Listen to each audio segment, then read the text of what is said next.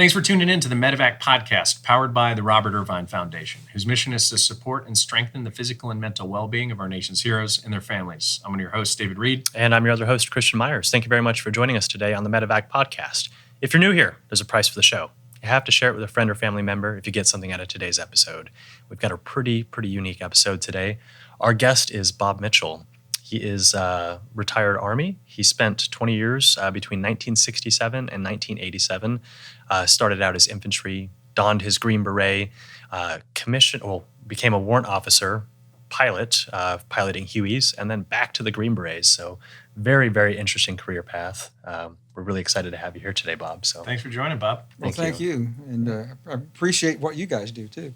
Of course. We love telling these stories. Yeah. It's important. I think it's very important. But thanks for coming on today and sharing yours. So let's dive it back to where we love to start and say, very interesting time in the 1960s. You got Vietnam at its height, and you're enlisted. You're not drafted. So Right. What prompted that decision? I think it was stupidity. I had been in college. I graduated in 65, and I stumbled around for a year and a half in college and not knowing what I really wanted to do, and became demoralized. I was going to Tarleton State College over in Stephenville, Texas. And in my third semester there, I just kind of lost my way and dropped out. Okay. And when you do that, I didn't go and tell them I was dropping out. I just walked out the door and left, which is a bad thing to do. Sure. Anyway. By the way, back in those days, you could go to college at Tarleton, unlimited hours for $50 a semester. That's a steal. Wow, that's not like that today. $50 a semester. Yeah. That was so. I lost $50. Anyway, You can't buy a book for $50 these days. so I got a job through my brother-in-law at a place in Fort Worth. I live in Fort Worth. Okay. That was very boring, but it kept me busy, working nights in a bindery, book bindery. Book bindery. And I was called the pad boy, which is whatever that is. It doesn't sound good. and I worked for the women apparently because the women were the ones who did all the glue up work. They didn't have any men other than one guy that cut paper. And so I was their slave.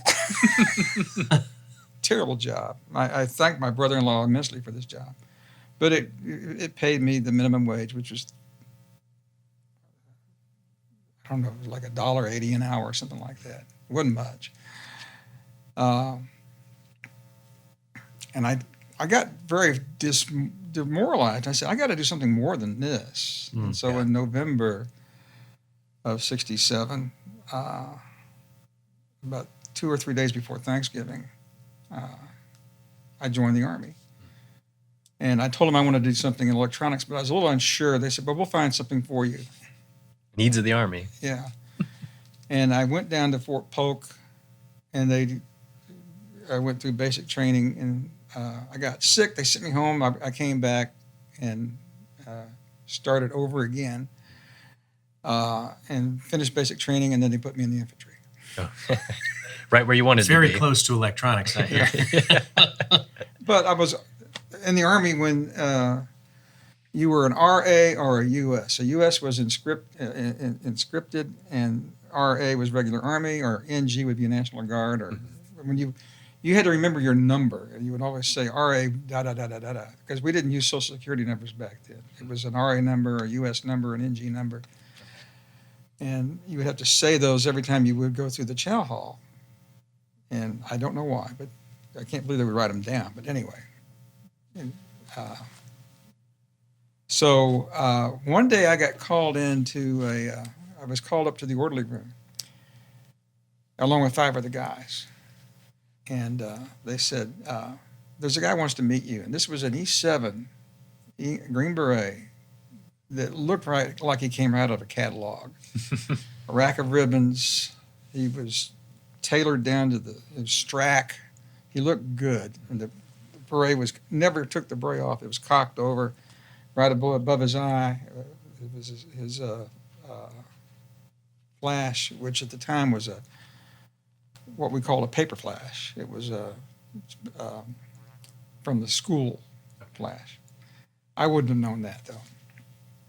And he said, "We have selected you 6 to join the Green Berets if you can pass our tests." And we didn't understand why. But we had been selected. It had to do with, they looked at our scores.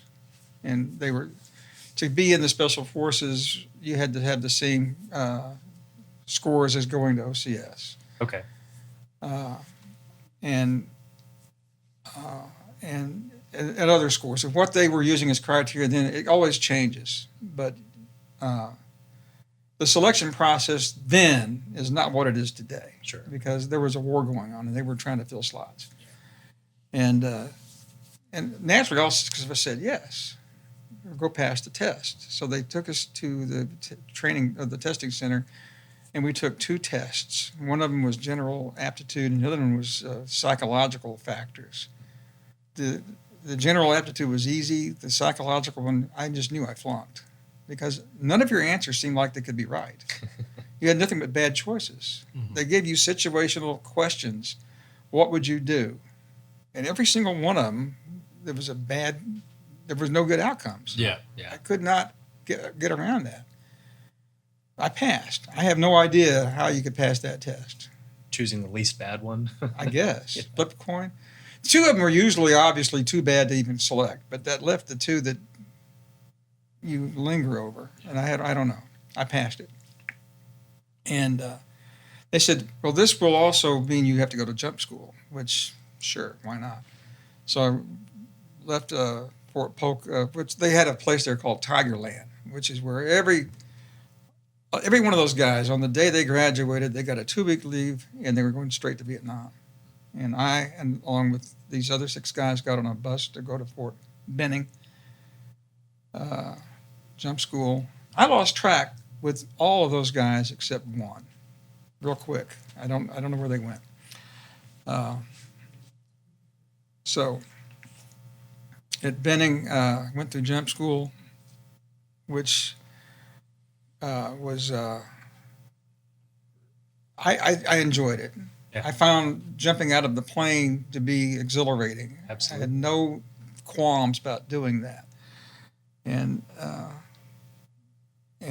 then I managed it. Here's what happened. Myself and one of the other guys, upon graduating from jump school, had no orders because all this was supposed to be handled by Department of the Army to get us there at jump school, and then from there to Fort Bragg to start Special Forces training. When we graduated, there was no orders, which was a good thing and a bad thing. They signed us to the casual barracks, which is where the quitters go, or the sick, lame, and lazy. Okay. And we were 2 guys who had jump wings, just got through putting them on. And the first sergeant loved us. He said, "You guys are going to be in charge of all those other guys." Naturally. Yeah. And I'll tell you what I want them to do, and you go make them do it. And we were both private E2s. Private E2. And I went over there. Some of those guys over there are E4s. And he said, "Doesn't matter. They don't have jump wings. You do." You outrank them. We did. At jump school, those with jump wings outrank everybody. If they're, at least if they're in the sick, lame, and lazy barracks. Sure. Yeah. And we were not supposed to do any work. We were just supposed to march them from here to there. They do the work. What the first sergeant wanted was he wanted them to build a barbecue pit. We had to go and collect bricks, and he assigned a driver for a truck, and we would all ride in the truck. They had to get out and pick up all the bricks. There was some demolished building somewhere that they could collect bricks, get sand, cement, dig holes, and build this thing. And then he wanted them to paint helmets. The helmets every now and then get repainted, and with a number painted on them too, so that they would know who to yell at. Number 27. Yeah. Give me 10.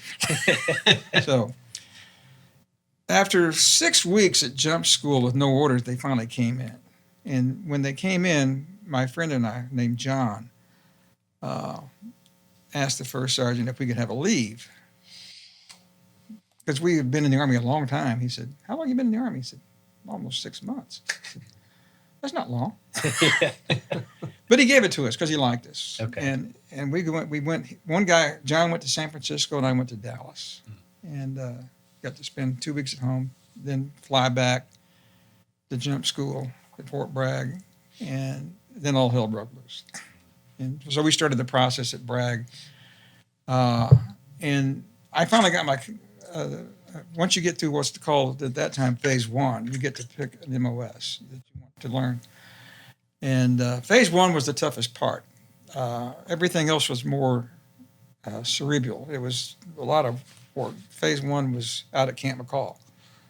It's the toughest part. And so got through that, went to, I said, I want something with electronics. Yeah. Which is what they had commo. Commo, yeah. And it's a very intense commo school. You learn how to take radios apart, put them back together again, almost. You learn how to propagate antennas. You understand how the whole electromagnetic spectrum works. We didn't have anything gee whiz. Everything we did was what's known in those days as HF. Yep. HF is long range signals. Also, the standard Army radios, which was in those days was a PRC 25 or PRC 77, which is a VHF radio, line of sight, man portable. And if you look at a platoon in Vietnam, every platoon had a couple of those with radio operators walking around and getting shot at because they would shoot at the guy with the antenna. Absolutely. Stand out. Yeah, so no one wanted to be that guy. They didn't want to be the guy next to that guy either because he was usually the team leader, the captain or somebody in leadership. I did very well in commo school, other than learning Morse code. It took me longer than average to get there, but I got there. And I had already taken and passed the aptitude test for it, but it still was hard. Finally, and that was Phase 2. Phase 2.5. There was a thing at Fort Bragg called out of training. I had a 5-week out of training stint, and they sent me out to Camp McCall, and I think I've told guys about this, where they wanted us to build an obstacle course, because when we went through there, they didn't have what's now known as the Nasty Nick obstacle course. I can tell you why that's called that in a minute. They had nothing. They just ran us all over the hills and whatnot, but there was no obstacle course, and they wanted it built. And they took 8 or 9 of us, sent us out there, gave us all the materials we would need, all the tools, and an Irish staff sergeant who was supposed to be in charge, but all he would do was tell us to go build it. We didn't know what we were doing. We're commo guys. We were all out of commo. And we built it. We figured it all out on our own. And we built the first Nasty Nick that ever existed at Camp McCall. That's a rare thing because prior to that, there was not one. Yeah. Mm-hmm. And just for extra fun, we had discovered a bunch of... Camp McCall had been where airborne training was done in World War II. Okay. And it was a huge base there. Well, after the war was over, they just wiped it out. They took away every building. They left all the foundations, and they couldn't take away the airfield. It was still, the runways were still there. Yeah. And there was no buildings, but lots of roads, streets, and foundations, and also drainage ditches and culverts and flood control pipes. And we found a whole string of these drains that we thought would make good parts of the obstacle course. And so we explored them. We had nothing to do. We were there all day for 5 weeks. And we ran ropes through there, and we went and got the E6. I said, go ahead and talk to the big guys and ask them if they want to include dark tunnels filled with snakes as part of the obstacle course. He said, they'd love it. Filled with snakes? Oh man. Well, we had actually gotten rid of the snakes, but no one knew that. And so we did that for those guys. And I understand that those culverts or those long pipes, you'd have to crawl over 100 yards through a dark tunnel with no light at the other end that would go this way. And when you get to the place to come out, you can't get out. it's like a big hole dropping down, and you have to leap across to get to another pipe to keep going. It was difficult. Yeah. A real obstacle course. Yeah, underground. So we did that and back around and finished that. Went to phase 3, which is the most fun part. You learn a lot of the high level special forces skills, and then it's culminated with a field training exercise called at that time. I think these days they call it Robin Sage, but back then they called it Gobbler Woods. It's just they give funny names to these things. And you deal with guerrilla forces that you're trying to train, and they are very uncooperative. They won't do anything you tell them to do, and they can't understand anything you tell them. So you have to use interpreters, and that was real world. Yeah. You can't. And if you don't watch them, they'll steal all your stuff. Seriously, this is what happens. So you deal with these guys. And if you didn't hold on to your stuff, it was missing. And also, you don't get fed very well. It was anyway. This was done actually in the Uwharrie National Forest of North Carolina. Finished all that. Everybody comes back, gets cleaned up, have graduation day, and then they post the orders. And I went over and looked at the orders, and they had me assigned to the 6th Special Forces Group, which is at Fort Bragg. Not Vietnam. Most of the guys got assigned to the 5th, the 6th, the 3rd, or the 7th at Fort Bragg. Okay. Only about 10% went to Vietnam right then. 3 months later, they picked another 30% of us and sent them to Vietnam. But so about 60% stayed at Bragg. Okay. And bit by bit, they'd pick them off and send them. Well, the first thing that happened to me was I got put on a special team that needed a radio operator.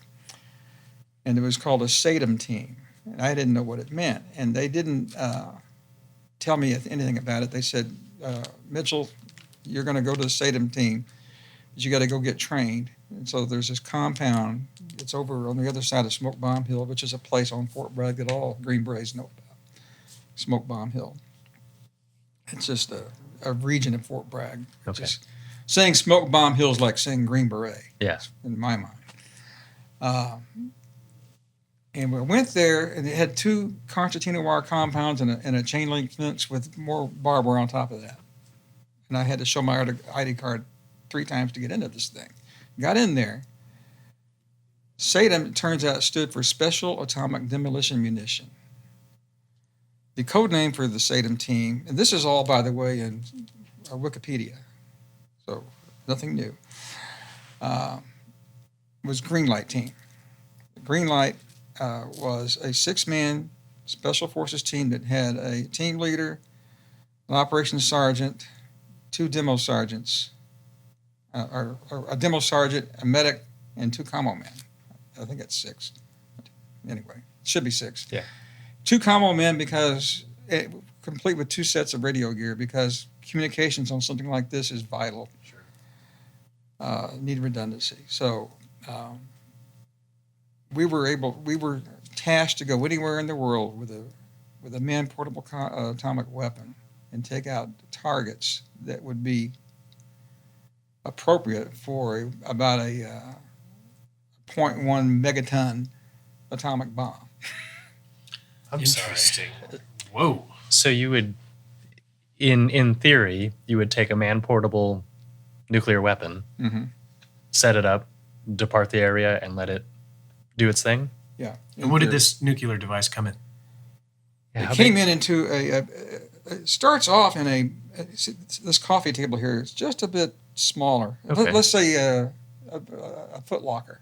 Okay. A little bit larger than a regular foot locker. An aluminum one with all waterproof fasteners all over it, Okay. gaskets so it wouldn't get wet. Yeah. Inside of that was a thing that we called the trash can. The trash can was a big container about that big around, filled with web straps and straps to carry it with, and a lowering line for parachute drops. You take the trash can out and open the top of the lid. It zips, and inside is the thing called the football. and you pull that out. It looks like a football, or it's more of an oblong, more of a bullet shape on one end and kind of flat at the top. Okay. You take the cover off the top of the football, which was also a canvas container of the football, and inside was the actual device. To get into it, you just have to have a special key, which you can get, and it opens it up. And I take it back. It was a special code. It had a combination lock, 6 digits. Okay. 6 times. So you had 6 digits, and you had 6 digits you had to put into it, and then Like a series of 6 times. yeah. Okay. Anyway, it was tough. Yeah. Yeah. Fortunately, all the training devices had the same code, so we could usually get it open. I think if this thing ever fails, because the guys wouldn't remember the code Yeah. to get into it. Yeah. 36 lines. Yeah. So inside of it, you take the lid off, and like I said, you go to Wikipedia, you'll see pictures of this thing. Okay. There was a timer, and there was a slot where it said nuclear initiator, or something like that. I'm trying to remember, which was a device that wasn't there. This was an explosive device that had about the power of a hand grenade that would slide in there and go snap, it'd pop. We had training versions of this. I never trained on the real thing. I trained on, and we still had to sign these things up from the Nuclear Energy Commission. You had to go through them to get them. Okay. NEC. And that was the training devices. They had those things too. So you snap that in there, set the timer, hit go, put the lid back on, scramble the numbers. It's in place. Well, long before you did that, you had to put on a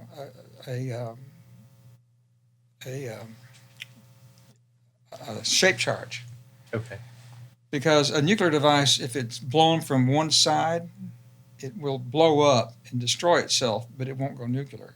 Okay. So you would attach a 15-pound shape charge to it, to one side, using good old Army, what we call 1,000-mile-an-hour tape, green tape, and put a time fuse on that too. And if we ever had to bug out and we couldn't take the thing with us, which we would prefer to take it with us, we would put that on there, put about a 3-minute fuse on there or less, and start running. It would go off. It would blow. It would make a dirty bomb out of it. That's what it would do. If it was going to be really done, we would give ourselves usually no more than 20 minutes. And we would skedaddle, get out of there. The targets would be bridges, dams, radio towers, anything that you couldn't knock out with conventional weapons. Sure. You could destroy some pretty big stuff. You could blow a dam easy with this thing. Imagine, yeah. So SATA. And once you get in that, you can't really get out of that because I was trained, and so that's what I did until I had to re-enlist. Okay. And I didn't want to do it anymore because it was no fun. Yeah. Yeah. It's very specialized, but I imagine You're not it's going to ever do it. It's fairly like boring. being a fireman at a place that never has a fire. You Yeah. know, what are you going to do? yeah, firemen in the open ocean. You know? Yeah. Yeah. So I was offered a chance to go to Berlin Brigade, Detachment A, and to re-enlist. By the way, in the meantime, I had gotten married. I met a girl in North Carolina who was from Texas. So that's how I found her. I heard North Carolina girls had this twang. Yeah. Texas girls have a drawl. And I heard this drawl, and I said, where are you from? Well, I'm right here. And not in the Fayetteville area. She was out. I met her on an exercise Okay. out there in the boondocks. But she had recently moved from Texas out there because her dad had moved, changed jobs, and she was going to a community college out there. One thing led to another. We decided to get married, and about the same time, I'm getting ready to get sent over to Germany. Mm-hmm. Well, if I re-enlist. And she was all for it. But I had to. I said, I don't know if I want to do this. And they said, well, we've got this opening for you. You're a commo guy. Commo guys were always short. Commo guys and medics were always short in special forces. They had overabundance of demo guys and weapons guys, but the commo guys and the medics were hard to come by. And it took more training. The hardest thing to train would be medic. Sure. It was a whole year. Commo guys were considered, semi-hard, I guess. They said, go talk to your team, your team leader, your team sergeant, to your sergeant major. Talk to those guys and ask them.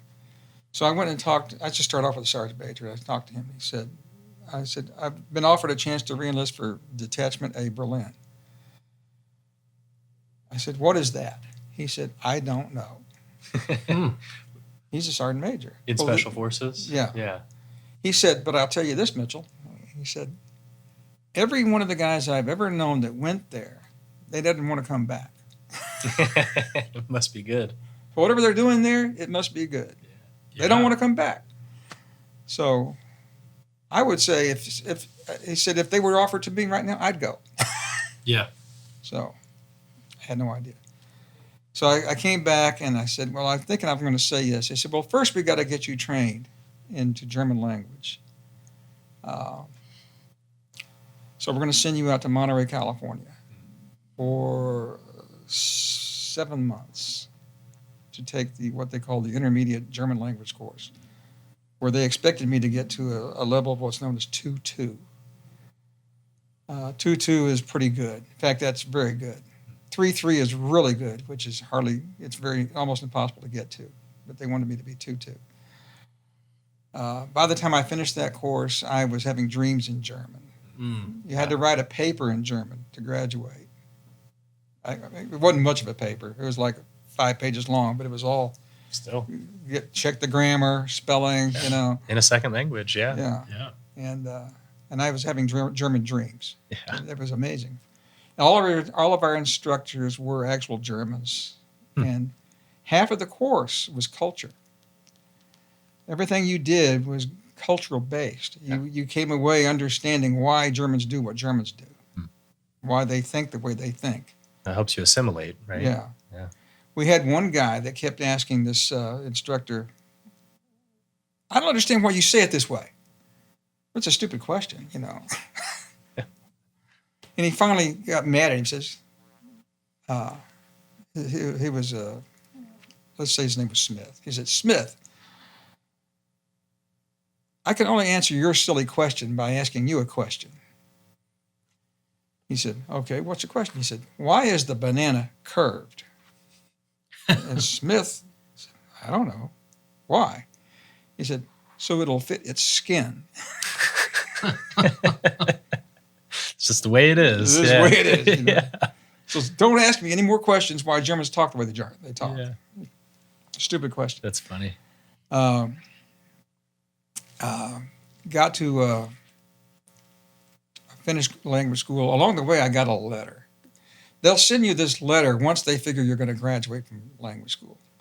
It was a letter alerting me to what to not bring, what to not do on my way to Berlin, and ask him if I had any questions. Send a letter, and this guy would answer them.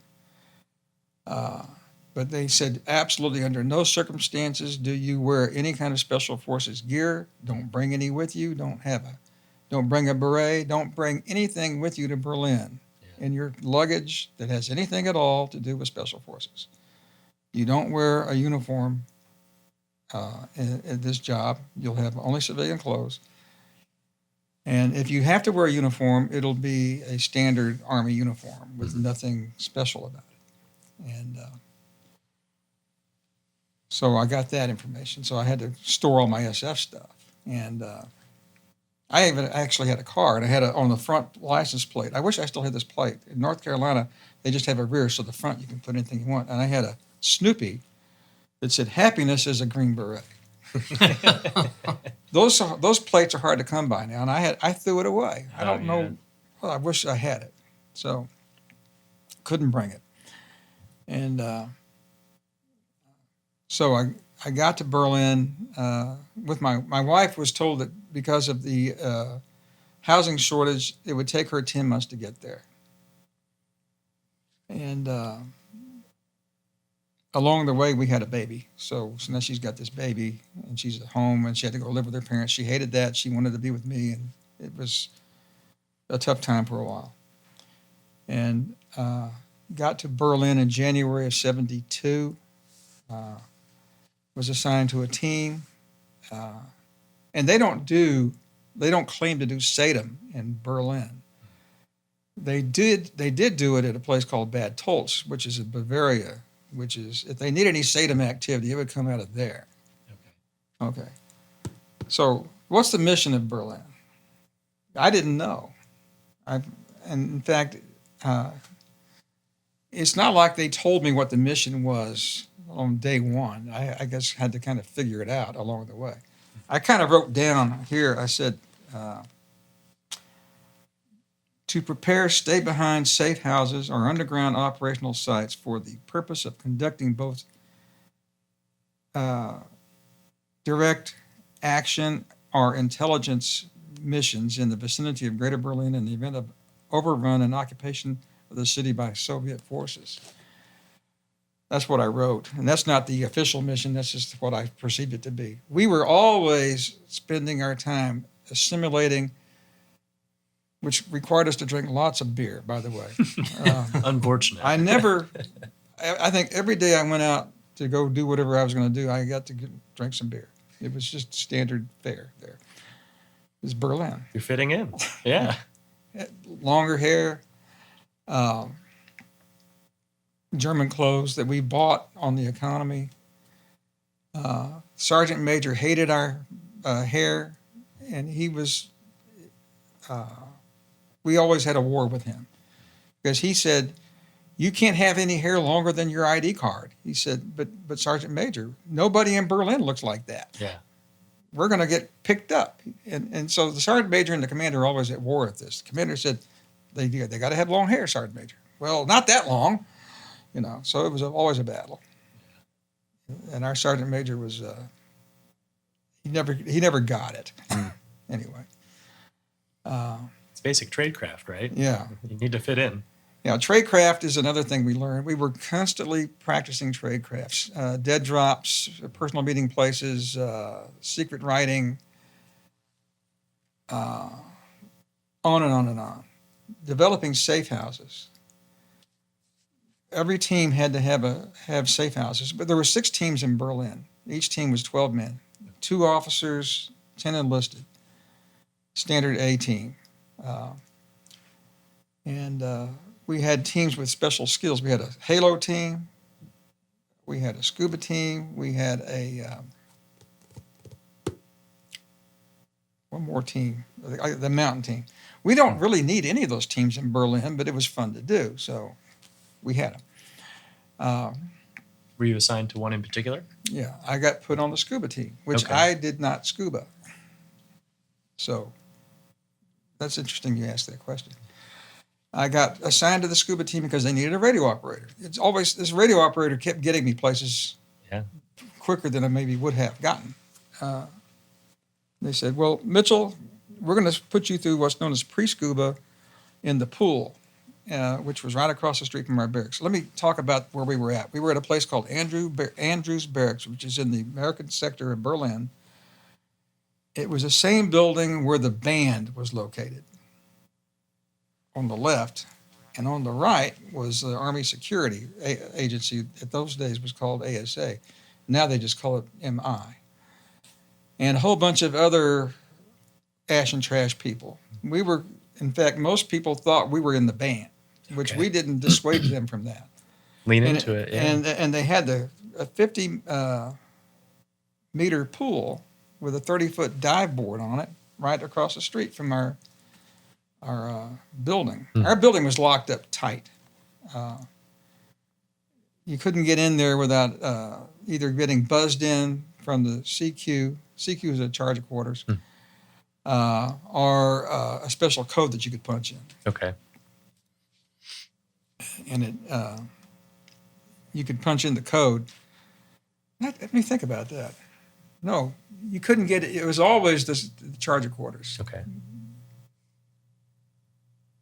Because somebody could get the code from you. Yeah.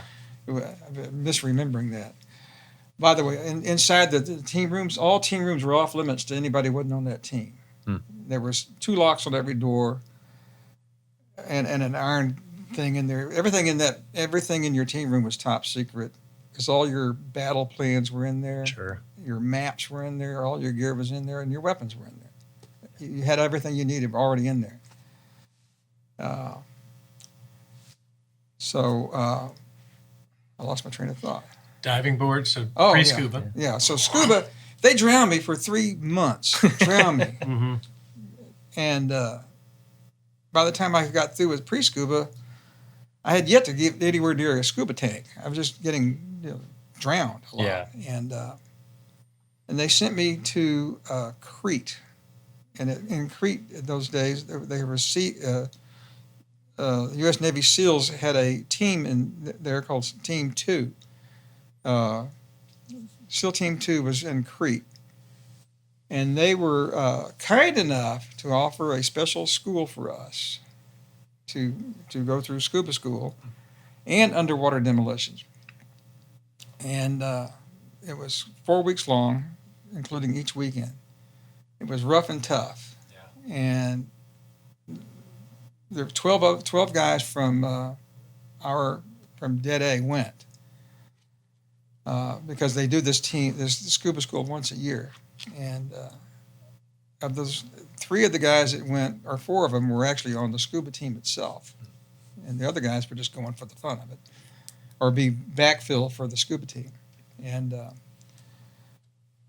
everything, just like anything else, there's all this running. And where we were at was right on the beach at an old emergency fire station that they had for Navy or something.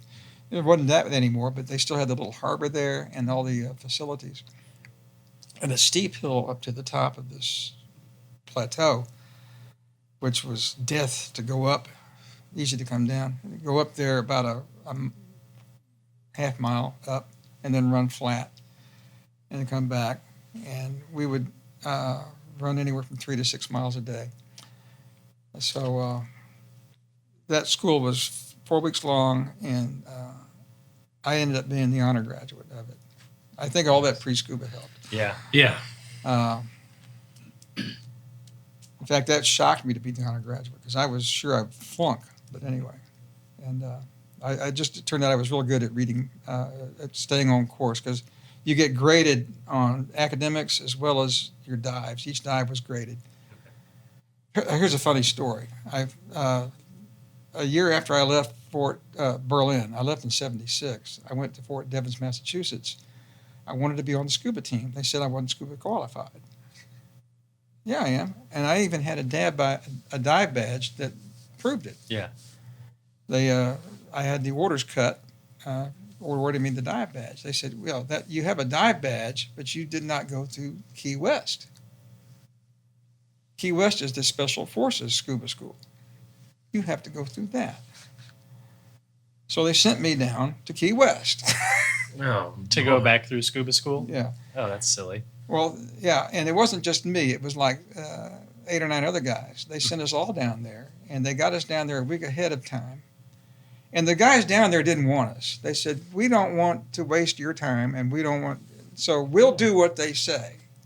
But first we're going to evaluate you. So we had one evaluation. They put us in the pool, and they did your standard harassment swim, which is what you do at the very beginning, almost at the very get-go of your scuba training. After they've taught you how to breathe through your tanks and swim around the pool, they do the harassment swim, whereas they go down and they do the shark attack. They just take everything off, throw it away, spin you around, throw your gear all over the place, and you got to just be cool. Mm-hmm. Go gather your stuff up, put it all back together again, and continue to drive on. And we got to the point where we were doing what they called over and unders and crossovers. Yeah, we did those until they got tired of watching us, and then they did the harassment swim, and we were just sitting around with all our gear off, waiting for them to leave us alone, then go gather our gear up. We're cool. Yeah. And they said, this is a waste of our time. We're going to make you assistant instructors. Wow. And they looked at our records, and anything that we were deficient in, like I had never swam with an Emerson rig, which was the standard Special Forces rebreather at the time. Okay. And I said, I've never swam with that because that thing's archaic. When I was in Germany, I went up and dove with I got trained by the German version of SEAL team. It's called Kampfschwimmers. Yeah. You heard of the Kampfschwimmers? I have, yes. I went through their school along with other guys in our scuba team. Yeah. And we learned to swim with the German Draeger rebreather, which is state of the art. Yeah. Modern at the time. Modern. And I said, nobody uses Emerson anymore, but it's you guys down at Key West. So, long story short, I got credit for graduating at Key West without actually having to do all the stupid stuff. You'd already done it once before, yeah. And they got a free labor. They made us do all the work they didn't want to do. Yeah. Yeah, it's fair enough. Back to Berlin, demolition training. I showed you a certificate a while ago. Now, this is the best training I'd ever had in demolition. We had it at Fort Bragg. Everybody gets it. Demo men get special, but nobody got what we got. We got an entire villa, house, turned over to us with 3 floors on it. And we were told, and by this time we'd already gone through the training of all sorts of improvised demolitions, booby traps. Okay. Anything you can do to make something blow up. Just every possible tricky booby trap kind of thing you could think of. And we were divided up into 3 teams. There was 3 floors. And the ground floor was the easiest because it's easier to get into. We were spent the whole morning booby trapping everything on a particular floor. If you walked on the floor, it'd blow up. If you opened the door, it'd blow up. If you opened the window, it'd blow up. And the only problem with that is how do you get out of there? And we had to figure out a way to get out. We had to leave the stairways alone and the front door alone. But other than that, it was all fair. And we had to go in there in the afternoon and find all the booby traps. And one, like in the kitchen, some guy got out his demo knife, his Army issue knife, scratched all the grout away from a big ceramic tile until they could lift the tile up. And then he got a hammer and beat a hole in there, and he buried what we call a mousetrap device. Not a mousetrap, a pressure-sensitive device. Okay. Filled it back in, put all the grout back, wetted it down. It looked like it was, and all you had to do was walk on that one tile. They'd go boom. It would just make Wow. That was, and that's the degree the stuff was. Yeah. I mean, that's interesting. Comprehensive. Every single thing that could be moved was seemed to be booby trapped. You couldn't open a door, open a medicine cabinet, anything, whatever it was going to blow up on you. So you had to figure out that everything is going to move, so find it. Now, we all blew ourselves up several times, but we also discovered a lot of them. I would say we were about 50-50. Okay. What we'd learned from that was how to kill other people. But if there's going to be booby traps in place, just blow it in place because you're going to blow yourself up at some point. So that was good demo. We did more demo training in Berlin. We had a super budget on blowing stuff up. We would get vehicles and blow vehicles up.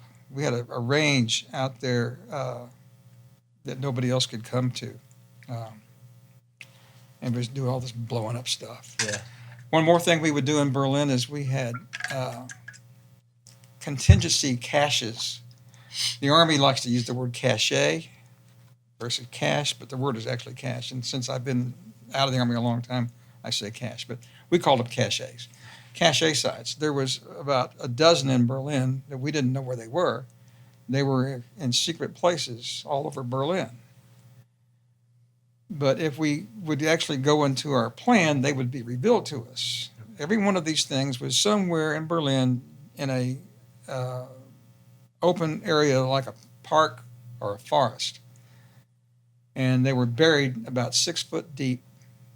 And they were filled with things like weapons, radio gear, money, dollar bills, Deutschmarks, gold bars, medicines, and even why they had them, I don't know, and food, demolition gear, or demolition explosives, a lot of this stuff. And so just we had a special, the Germans had a special course they would run through all their parks called Hello Partner Dankeschön. I don't even know what that means. That's what we called our exercise to go find the caches. So we went out there and we found out where one was going to be. We found out where 2 of them were going to be. And we went out there and built a tent over it, a big GP medium tent. Okay. And then we got cookie sheets from the mess hall, great big ones. And we would dig up the dirt, put them on the cookie sheet, so when we were going to put the dirt back, it would just fit back on there. Oh, okay. We kept going down. Well, first we have to find it. We had from this marker to this marker to this place. It's right here. We get an iron rod. We go down, and about 2.5 feet down, there would be a big square stone. It was like about the size of a book, only about 12 inches thick, stone. And you could go down and you kind of look for it, all of a sudden, clink, By the way, the German soil is very sandy, so it was easy to do. Yeah. Digging was not hard over there. And we find the stone, so we dig down to the stone and verify that this stone is unlike any other stone you're going to find. It's a square stone. And then you start laying out the cookie sheets and going after it, getting them up out of there, and we would verify that everything was there and put it back, bury it, and go find the other one. And on the second one we did, the commander decided, let's just keep it. Just hold on to this one. We're going to keep this one and take it offline because he liked the weapons. He said, I want those weapons. Was it anything specific? Yeah. Was it German weapons or American? Here was the one problem we had. We had German Walter submachine guns, but we had no pistols. Okay. It was a 32-round magazine Walter submachine gun called an MPK. Mm-hmm. And we all became very adept at that thing. And they even made, for some crazy reason, silencers for it, which didn't work because it's an open bolt submachine gun. It's just kabam, kabam, kabam. Yeah. A silencer is, give me a break. Defeating the purpose. Yeah. So, but in the caches were like 50 or 60 P38 handguns. Handguns, yeah. Yeah. And he wanted them. And they're 9mm pistol. And he got it. And so all the teams got those things. And that became our standard issue handgun. Just took one of the caches and Yeah, we just took it. dished it And out. I don't know what they did with the gold bars and all that. Yeah. Yeah. And also some really neat radio gear that was in there. And I won't go into all the radio gear we had, but we had some really secret radio gear. Okay. And we were talking earlier about tradecraft. Mm-hmm. We had more tradecraft special ways to hide things in a lump of coal. Yeah. Special cans, shaving cream cans that had Screw false off bottom. bottoms, All this yeah. stuff, Now I have one specific question because I Yeah. see it in the movies about the 70s and 80s all the time. Yeah. It's microfilm or microdots. Sure. Is that real? Yeah. Is it something you guys utilize? Yes. Very interesting. We had a complete photo lab. We did lots of photography and would Yeah. include things like that. So cool. We did a lot of photography. Yeah. In fact, everything we did, we would take pictures of it. I had to document every safe house we would select. Mm-hmm. Go back to safe houses. We would go to a house, and we had a criteria for a safe house. A safe house for us would be one. There's two types. There's the witting and unwitting. Mm. Witting would be that you actually know the guy, you trust the guy knows you. He doesn't really know what you're about. Sure. Those were hard to find Mm. because once you start to know a guy, then he gets curious, and we don't know who he's talking to. He might know you. Yeah. Yeah. The unwitting would be if the house met the criteria, which is it had to be gated, it had to have a garage, Mm-hmm. and it had to be large enough for the team to be in there without having, so usually it's a 2-story house. In fact, nearly all houses in Berlin were 2 to 3 stories tall, Okay. if not more. So gated with a garage. That was criteria. We would identify them. We would take pictures of all the accesses to it and from it, and where's the nearest police station, nearest, how close to the wall, these kind of things. Sure. Being close to the wall was helpful. And so then we would document it. We'd find out who lived there, what kind of job did they have. If it's a doctor, we don't want it because people go looking for a doctor. Sure. Yeah. If it was some other kind of a person, maybe it would be a better, like an accountant. Mhm. He'd probably be okay. And so the idea was if the balloon goes up and we're told to move into our safe houses, and we didn't want any kids if it's possible. Sure. Old couple would be better. We move in, we go up there, knock on the door, tie the people up, throw them in the basement, and tell them they're going to be all right, but just to keep their mouth shut. And then we bring everybody in there. We'll leave you a gold bar. Yeah. And we move in. We move the team in, a couple of guys at a time. And we have, if we have a vehicle, we have a garage to put it in. Mhm. Hopefully. Of course, he's probably got a vehicle too, so we may just take his vehicle, which may even be better. Here's a funny thing. We had vehicles that were German vehicles, but we had American plates on them, so we could officially drive them Okay. when we were just doing stuff. But we would have to change our plates when we were doing sneaky stuff. Sure.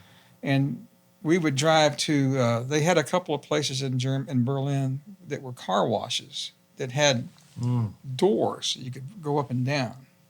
So we'd drive into the car wash, close the door, and because when they wash their car in the wintertime, it's better. So a Freezing lot of those cold. car washes over there, just like you put a quarter in it or a couple of marks, Yeah. and we would go in there, wash the car, and change the plates and drive out.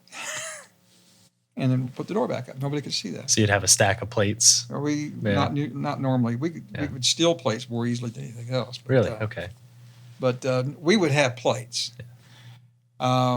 Documentation. The CIA came there about once a year to update everybody's. What am I trying to think of? Registration? No, our aliases. Okay. Oh, your cover story. Cover story. Okay. Yeah. What was your cover story? I was an Irish businessman. I had an Irish passport. I had another name, and it was, what was the name? I've already forgotten it. It's been too long. And they would come in and interview us and ask us questions, and they would write all this stuff down. And they would say, well, and so we would get this whole cover story laid out, and then they would come back to us a couple of months later with all the documents, and they would quiz us on our cover story. Yeah. And then they would take away all the stuff that we have and lock it up in our safe in the S2 office. And we would never see it again until maybe a year later they come back and go through these things again or update it or whatever. So Berlin was a neat experience.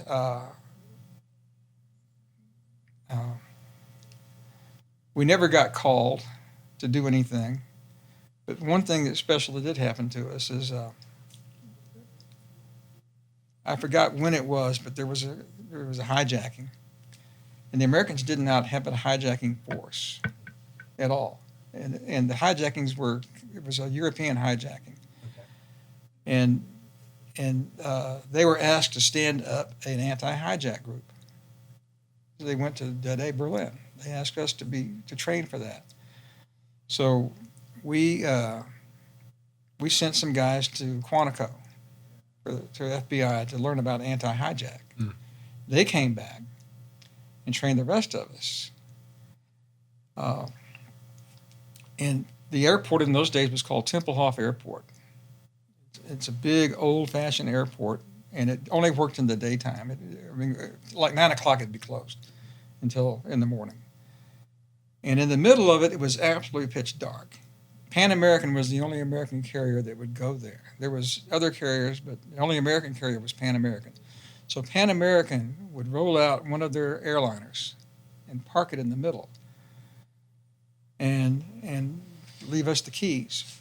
And we would spend the entire night attacking the aircraft. And on board the aircraft was hijackers and civilian type or travelers, passengers, who were all Dead A guys. And then the next night, we'd do it again. We'd switch sides. Okay. They taught us how to disable the steering gear. They taught us how to shut off the fuel. They taught us how to activate the radios, the little talk to the pilot, through a little intercom system. They taught us how to decompress the airplane if it was compressed. They taught us how to open up the windows above the wing, the exits from the outside. And one thing we learned that the only way you could enter these aircraft or approach them was from the rear, because otherwise you could be seen. Sure. And we got to where we could get on board without ever being seen. And as they say in the movie, and we didn't kill too many hostages. We did this over and over and over again. We did this for a whole summer, almost 3 months of doing this. After that was done, they took the best of our guys and they started something called Dead A. You've heard of them? Not Dead A, Delta Force. Yeah. Oh, yeah. Okay. The first Delta Force guys came from that group. Wow. Interesting. And what year was this? 1970? 75. 75. 1975. This is when we did this, the summer of 75. Okay. Okay. How many years total did you spend in Berlin then? 4. 4 years. I went there in 72. I left in January 76. Let me just jump ahead. I think I've talked about Berlin enough. But you know what we did there. And we never got used. Mm-hmm. The Dead A stayed there until 1984 when they got compromised. And they just removed them and they brought them back with a different name and different personnel and a new location. And they called themselves PSSE. Don't ask me what that means. I forgot because I never was part of PSSE. And they were there from 84 till 90. Okay. And then they lost their mission because the wall came down. Yeah. And the PSSE guys were involved. Dead A was also involved because of what we had learned from the aircraft. Mm-hmm. The same guys that were part of the group that went on Delta Force, they hadn't gone yet, but or maybe they had. Berlin was part of the Desert One, the site when we were trying to rescue the hostages in Iran. Oh yeah. Okay. Yeah. They had a bunch of Dead A guys there for that. Fortunately, none of them got killed in that debacle. Yeah. So A couple CIA guys did, I think. I went to Fort Devens to the 10th Special Forces Group, which was a lot of fun. I had learned to ski, by the way, when I was in Germany, and I went to the ski instructor school. There was a group called the Bundesgrenzschutz, the German mountain police, Okay. and they taught me how to be a ski instructor. I had to learn to ski. Even though I'm from Texas, and I was pretty good at it, and I became a ski instructor. So at Fort Devens, I was a ski instructor, teaching our guys to ski and Fort Devens is in Massachusetts. It's closed now. They moved it to Colorado. So I did that, and then I finally got put on the scuba team at Fort Devens after the nonsense of having to go to Key West again. And, got put on the scuba team and did some really great stuff there on the scuba team. I got to go to the sub base at Groton, Connecticut, and go through their training on how to enter and exit a submarine. That's underwater already. That's underwater. Yeah. Wow. And did all that. So that's so interesting. It's interesting the amount of time you spent underwater, given the SEALs have a fairly dedicated mission towards that. Seems like you did a lot of crossover. Training. Well, the SEALs will tell you, our job is not diving. Yeah. It's just one of our tools. Yeah. Their job is just like our job. And scuba is one of our tools. Yeah. Skydiving. And I went through free fall school. I was over there too in Belgium. But they called it LALO because it's called low altitude, low opening. They couldn't go more than 13,000 feet. Without supplemental That was just oxygen. the lowest. That's as high as they got. Yeah. But I did go through that. And we used Papillon parachutes, which is, and we packed them ourselves. And our first 5 jumps were out of a balloon. Excellent. Which was weird. Yeah. That dead air feeling, that's so, uncomfortable. And while I was at Fort Devens skiing and doing all the neat stuff, I was a good friend of mine named Joey McDonald, who was in Berlin with me, was reading the Star. We were at the snack bar. We were both sergeant first class by then. Okay. And he said, hey, Bob, look here. Flight school has increased the age range for attending flight school. You can go. Both of us had just reached the age of 32, I think, which was the cutoff. They moved it up to 34, I think, because they were needing pilots. And we read it, and I said, I always wanted to be a helicopter pilot. He said, me too. He said, and so one of us said, and I forgot who, I'll go if you'll go. I said, well, I'll go if you'll go. So we went over to the personnel office and put in our paperwork. And you have to take a flight physical. You have to take the aptitude test. We passed. And the next thing you know, we get orders to go to Fort Rucker. And then he got flagged because of a heart problem.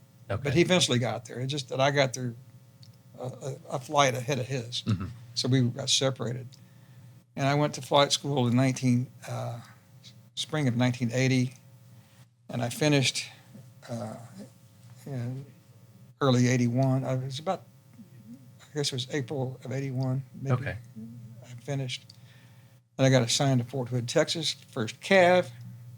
But going back home then. Yeah. First Cav. At least First close. Got Cav. some history on that one. Yeah. You?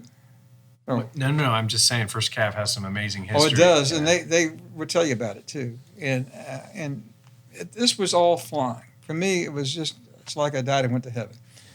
And they asked me what kind of aircraft do I want? Do I want Cobra? Do I want Chinook? Do I want OH-58, which is a Scout, little small helicopter? Or do I want the Huey? I said, I want the Huey. I said, because I want to fly. And if you were a Huey pilot, you got to fly almost every day. Sure. If you're a Cobra pilot, you're lucky you ever got to fly at all. Because what were they going to do? Yeah, not a whole lot of missions for them.